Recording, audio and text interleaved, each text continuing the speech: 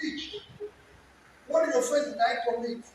It was my office that they wanted to refurbish with 208 million naira. And I used for 3 million. And you say I committed offense. So let me go home. So you're going to quarrel with people. You're going to disagree with people. But once they saw the benefit that what I'm saying, the entire society, the entire place, including the church in Anambra State, keep behind me. Initially, nobody. And I can tell it today. So don't worry about those who will join us. They will join us. Not only today in Anambra State is happening with you. Not one. He asked whether we can get it right. Yes, we can get it right. There's nothing wrong with Nigeria. Nigeria is a very great country. And it in the UK when India was finding we are rationing food. Bangladesh was rationing food. Today, India is self-sufficient in food production. A country of 1.24 billion people, self-sufficient in food production, and can export up to between 50 to 70 billion worth of agricultural products. Today, Bangladesh is self-sufficient almost in food production. These two countries that lived in England when their unemployment was worse than ours. Today, that's it. China is the same story. This China that people are celebrating today. I went to China. When if you go to China, in late 80s and 90s, if you stay in a hotel, all of you will queue up in the morning because the battery is at the one end of this. Today is a different story. China in 15 years, between year 2000 and year 2015, 239 million people out of poverty. India did 276 million. I went to Vietnam when so there's so many countries I've studied to compare with our country. Our case is not hopeless. What is hopeless is that it has always been criminalized. So you have to reduce to stop the criminality. You have to do something drastic to stop the criminality. Ours is a better case than their case is. We live in a country that is not producing anything. What we are producing is stolen. The little we are producing is stolen. So what I'm going to do is producing that. Our oil is stolen. None of you here can steal oil. Our oil is stolen by people in government.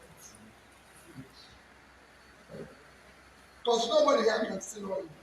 For you to steal oil, a ship has to come into your territory. And for ship to come into your territory, your navy must approve it. So it's an official thing.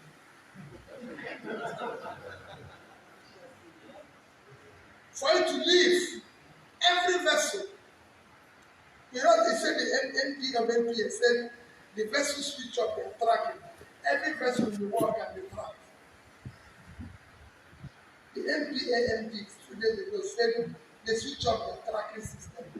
They don't need tracking. We see them. These are the small things. It's not. We even see canoe on the sea. Populace of bullshit. So what is people thinking? If they switch off your tracking, is your name not tracking it? So it's official stuff. And you see me every day. When I started saying now they're investigating it. The subsidy you hear every day is organized crime. Nigeria is every day consuming 66 million liters of oil. It is still organized crime. Nigeria is 215 million. Pakistan is 215 million. They have the same, they have more roads than we have, probably have more cars than we have, same population, their oil consumption daily is under 25 million. Ours is 6 million. Even if we drink it. And nobody wants to do it. That's why I said you have a criminalized situation. These are things you need to stop. These are things you need to deal with. And the remaining is that the little money we get, people steal it. So it's a criminalized system. On top of not being a producing nation. Because they're not producing anything. Your country is 200 and call it about 215, call it 220, call it 210 million people living on the surface of a land. Our land is 923,000 square kilometers of land. In this flooding, I've been going from one state to the other. I was in Taraba yesterday. You must have seen it. And I told the people of Taraba were complaining, they don't have money, they don't have anything. Taraba is bigger than Belgium and Israel combined.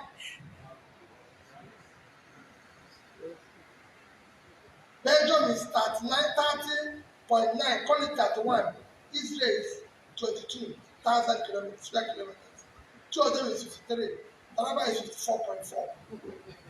But they are complaining. That's what happens in your country. They're waiting for money from oil. Our total export last year, including the so-called oil, is 18.9 trillion naira, which is divided by 650, is about $30 billion. For a country of 210 or 220 million people, but we don't have sense, but we estimate it. A tiny country like Israel, with 22,000 square kilometers. So if you decide to minus by land, and you give Israel an extra 1 million by land, they will have 23, that's extra 1,000. They will have 23,000 square kilometers of land. So you minus it from 923, you have 900,000 left. Israel is 9 million. If you minus it from 110, you give them 1 million extra. I use 210. So we have 200 million people left. Israel export last year is $59.8 billion. So they did twice what we did with this size. That tiny country. Because all of us are doing nothing. Nobody's producing anything here. Everybody's waiting for one magic or the other. We've even introduced where people now say, we come in and say, oh, suddenly, in Jesus' name, money will fall from. Never yet. We've been trying to see the magic that will make it happen. So we have become very, very unproductive. So when I say from consumption to production, I want people to remember it's not a productive country.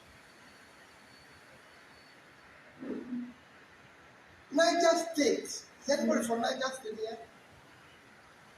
Yeah, somebody there. Huh? Niger State, about 7 to 8 local governments is under bandits. The school closed. Niger State receives from statutory allocation, which is the little money we get from oil and other taxes, about 3 to 4 billion every month. And that's what they are dependent on. So in a year they receive 50 billion naira. And they are saying they have nothing. Niger State is occupying 76.3 thousand square kilometers of land. That is 2.5 times Netherlands at 33,000 square kilometers. That's what they are occupying. Netherlands last year exported goods, agricultural goods, $120 billion. And Niger said they have 2.5 their land and they can't feed themselves. And their land is more fertile than ours. Netherlands have studied it. They have better, fertile land than Netherlands. No winter, no nothing. They can't feed themselves. They are waiting to share. That is your country. If Niger State can do 1% of agricultural export of Netherlands, that's 1%. They will earn $1.2 billion.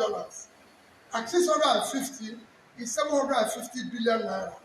That is 5 times their budget. And they have human beings there who are jobless, who are not doing anything, who are looking for money, who wants to be giving money for free. And they don't bother. And I can go on and show you countries. I'm mentioning an example of First War.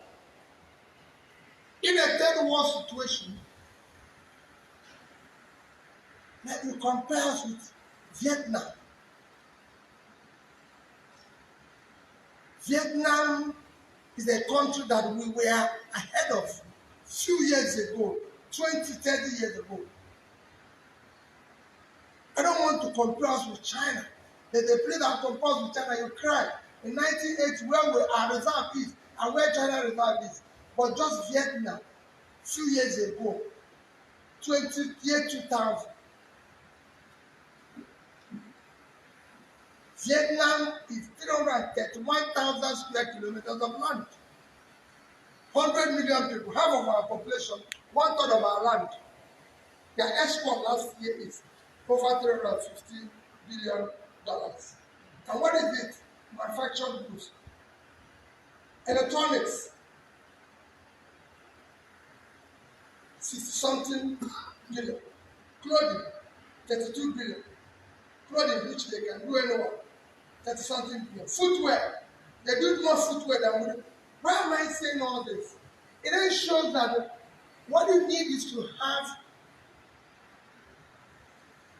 a government that means what? Just feeding ourselves, just that we decided we have to feed ourselves, can add about 20-something percent to our GDP. And this can happen within 2 years. I cannot tell it's going to happen in 6 months, but within 2 years. Today, our GDP is about 180 trillion. The food component of it is 41.3 trillion. It's about 20-something percent. And we're 220 million, like I said, 210, 230 million. So if you decide to give every Nigerian, every year, every day, you spend 1,000 on feeding them, in a year, it will be about 80.3 trillion naira. That is adding almost 90% to what it is today. And that will bring your GDP to about 215, 218. So just add it to that's just 3 years. And with that, you create a job. People will have employment. This criminality you're facing today, which we are going to find out, the more you put people out of poverty, the more you reduce criminality. It's a simple thing. It's been done in Brazil. It's been done in Mexico, Colombia. I can show you countries of the country that have worse banditry than we have. Some of them say, but they're reducing it. Because the more they pull people out of poverty, that's it. Mexico people are going back from America back to Mexico. Because things are improving. Brazilians are going back. The more you improve things, the more you reduce criminality. Sports, there's so much area you can invest in. Jamaica stop criminality with sports. Entertainment, there's so many things you can do. But we are still sharing money from oil, even when oil is dead all over the world. The biggest economy in America is not oil. It's not Texas. It is California. It's California, 3.6 trillion economy, not Texas. So oil is not where we should be. What does California do? Knowledge and agriculture. But we cannot do that here. Look across the basket where you are. They are waiting for 33 allocation. They're living on the state can be into their own money. Have fatherland all over the place. God gave them even seed, everything. Just need to invest in it. So, what are we trying to do? We're not going to change it overnight, but we can start reducing the rascality that is in it. I don't know whether any of you listen to the Minister of Humanitarian Affairs. He said that they've spent certain amount in the past 7 years trying to fight poverty. You can Google it. I think he said $7 billion. Did any of you see it? $7 billion. And somebody said to me that last night they spent $7 billion. And I said, $7 billion on the average today is 750. But okay, let's choose to use an average of 600. That $7 billion is 4.2 trillion. That means if they meant well, they would have spent in every state of Nigeria $100 billion. Naira. Imagine if $100 billion naira is thrown in every state in Nigeria to fight poverty. No place would have changed. What our rice value chain requires is just about that. 100 billion. But it didn't make an impact. More people were thrown into poverty. The reason, your guess is as good as mine. It disappeared.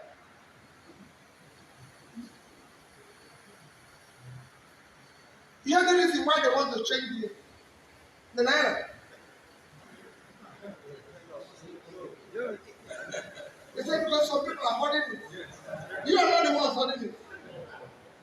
Those who want to change it are the ones holding it. That's why they know they're holding it.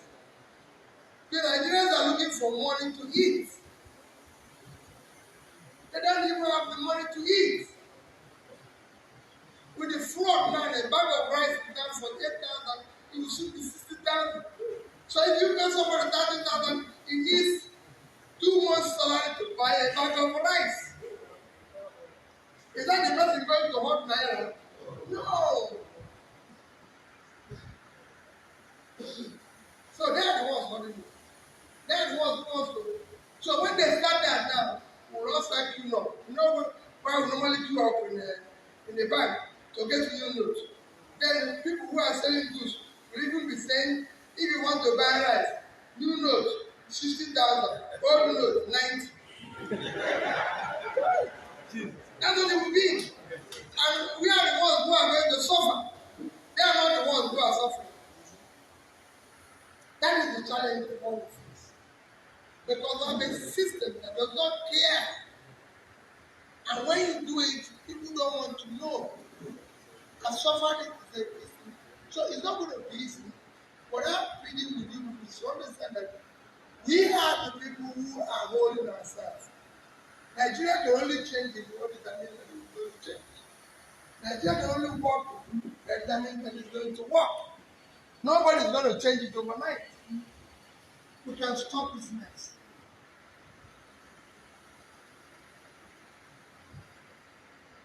I spoke for a few days to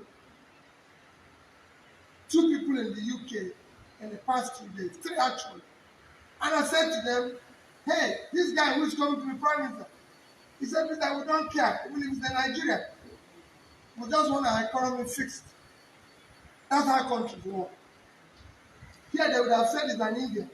How can an Indian man be prime minister in Nigeria? Hey, who is he? You know, who is he? Even those in the church, even those who are the board, will start thinking he's from my place. He's from our zone. Even when the whole place is collapsing. So let's put him, even if he's not well, even if he cannot stand up, put him there. He's from my zone. The country is already sick.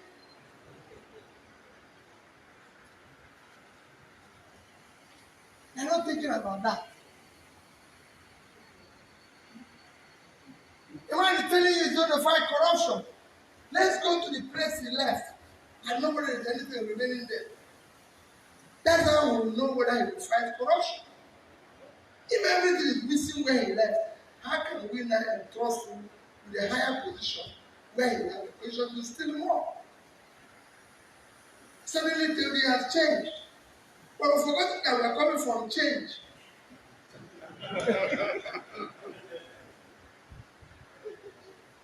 What you're going to see in 2023, my little conclusion is that who among these people can you trust? But I'm going to self-trust. I have told you who I am, you know my background and everything. Who among God are you going to trust? That at least we can commence the work. Not that we're going to change it overnight, but we can commence the work of doing the right thing. I can tell you, if we're able to block the loopholes, which is blockable, the pipe, our oil pipe, which they say people have seen from, let me say it's 100 kilometers. We have over 20 million youths unemployed. If we decide to put those 20 million youths beside that pipeline, so that they're there, I will pay them 100,000 naira a month. It's 200 million a month. That's more than what they steal. That's more than what we lose. Your country is in huge deficit. There's no revenue because the revenue is stolen. So I can go on and on. So I came just to, participate and contribute a little bit this evening before you go for your evening meal and everything. So I believe with these two questions, I've done a little bit of my contribution. If I have another two questions, then we can conclude that people can go and eat. I don't want to no more questions. Okay. Since no more questions, thank you very, very much. That was right. What people normally say to me is that they have the problems, but they don't have the solutions. So I'll take a few minutes and tell you. Number one solution in Nigeria is that you have to fight. You have to fight. You have to provide security. If you can't secure Nigeria, forget it. Is it possible to do that? Yes. It will also be difficult, but it's possible. You can secure this country. There's nothing wrong in securing the country. Other countries have done it. There's nothing wrong in that. And my promise to people is that I will secure and unite this country. We will tear down all security architecture, design it properly, and make it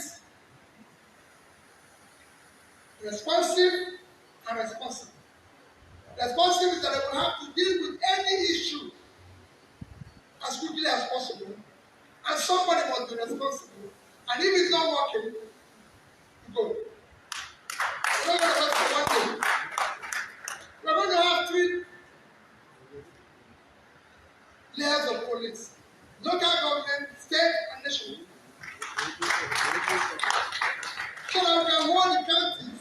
responsible. People must be responsible. There's nothing wrong in having state police.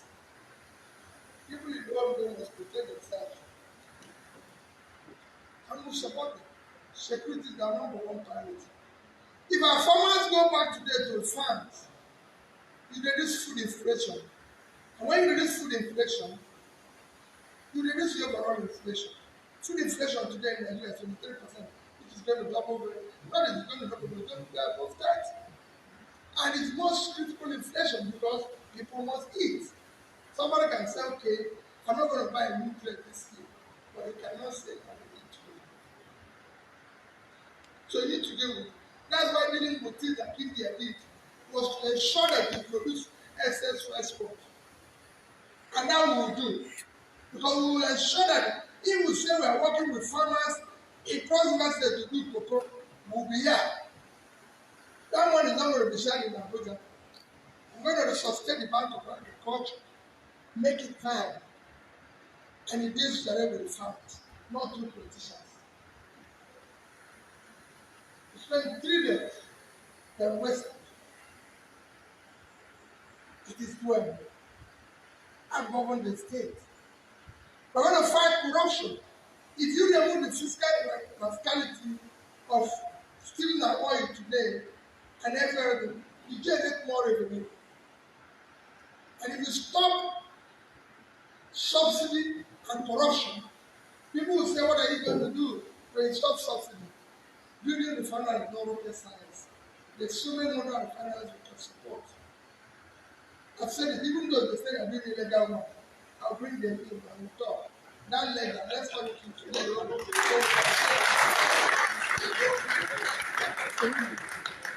We're going to deal with it. And it's precise. So we can turn it into, and it's oil that we have here. We'll sell it. And our local currency to replace who will refine it. And they will refine it. It will be difficult. But if we stop that fiscal rascality, our rate of exchange will be controlled. It is truly money that is chasing the dollar that is making it the price unbearable. Not you people. Not high-end money. People will make money, but people must have where to get that price. Anybody who has money here must have, we must know what he's doing for a living. We can no longer allow people to make money without a daytime job. They must be producing something. That's what happens in every other country. Your revenue base today is so weak because of the same stealing. Nigeria is the only oil producing country today that is not meeting up its OPEC quota. It will shock you that countries, every country got better with the Ukraine war, except us. Even Angola, their rate at the beginning of this year was almost 600. Today is about 400 and something. Ours went the other way around. So people were stealing our oil. The only people who have anything in their quota is Venezuela. But how can that be? That's why I said I'm going to use all the youths, all the unemployed youths on the pipeline. Because between 1st of January, the 30th of April this year, our total earning as the revenue was 1.6 trillion. Our expenditure was 4.7. So we have 3.1 deficit. And we allow people to steal our oil. It's not all we are not the only people going to share the money when we get it. But to just give you an example of what we are losing by not meeting up our quota or people stealing our oil. In July,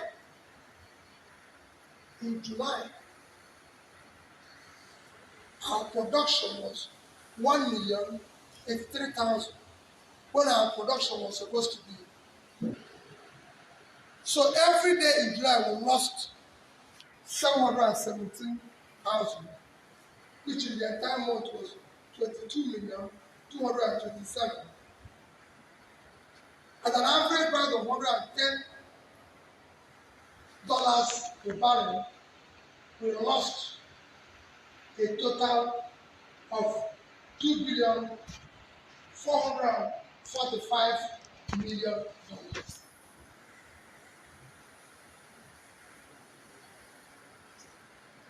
Same thing in August. August was what? We are producing 975. So we lost 825. About 25 million dollars, which again at 100 naira was $2.5 billion. So between July and August, 2 months, we lost almost $5 billion. A country that needs every dollar. If you convert it at 600 I used today talking to you, it's still trillion. Our deficit was 3.1 in 4 months. So if the official people are not stealing it, everybody will be there. And if we pay them 200 billion and say for 2 months it's only 400, so we have 2.6 trillion left. But because we're the ones stealing it, that I will stop.